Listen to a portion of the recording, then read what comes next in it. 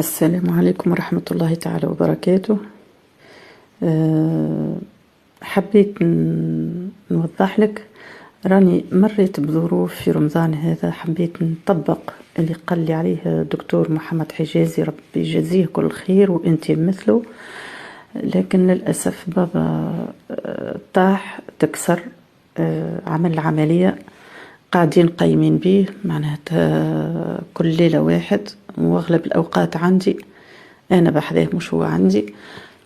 يعني صراحة يعني نجمت نحافظ كان على الاستغفار بقدر ما نستطيع، يعني أكثر الأحيان مش بالسبحة الخاتم، يعني ديما أكثر الأحيان بفمي، لكن ديما على بالي وديما كما يقول أستاذنا المقايضة.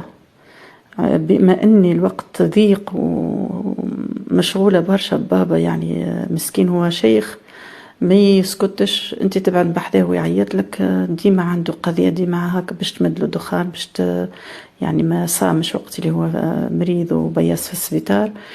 يعني كانت لهوتنا به كبيرة برشا، مش عليا أنا برك، مع الناس كل كيف فهمت.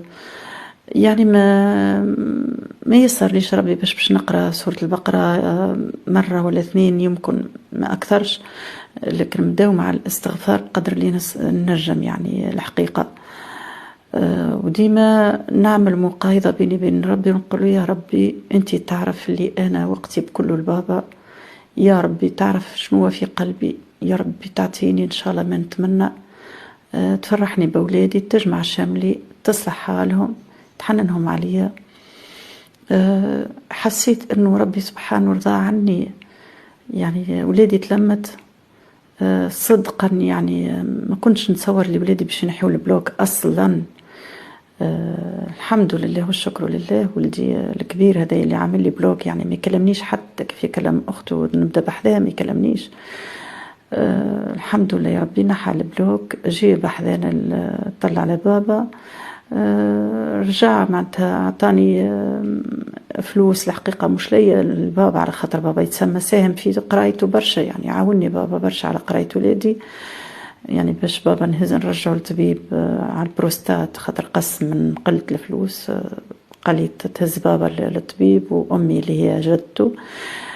يعني ولدي رجع كما قبل، والحمد لله والشكر لله. كان ما يحكيش مع خوه جملة جملة جملة، رجع يحكي هو خوه، وهبط حتى لألمانيا بحذا خوه، وهز مشى لبنت خوه،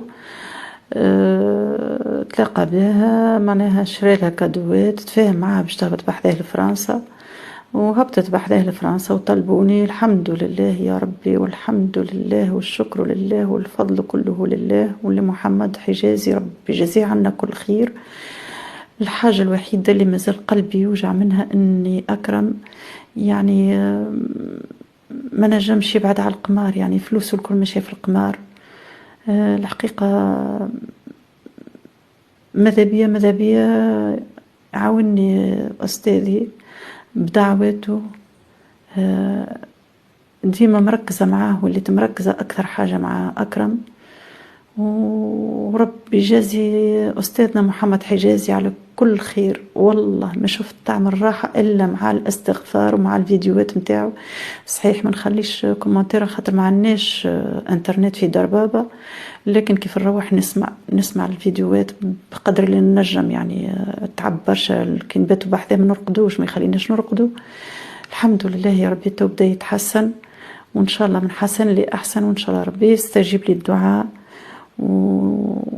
وأنا نشكر شكر جزيل، يا ربي جزيه كل خير عنا. الحمد لله اللي ربي سلطوا عليه وربي عرفني به بالحق الاستغفار أحسن حاجة في حياتي. الحمد لله يا ربي، وربي جزاكم عنا كل خير، وإن شاء الله ربي يتمم لي فرحتي ويهدي لي ولدي، وإن شاء الله تدعيوا معايا يا ربي، إن شاء الله تصح رايه، وإن شاء الله يا ربي يبعد على طريق الفساد هذا ويرجع لي يا ربي يا كريم يا حنين يا ربي.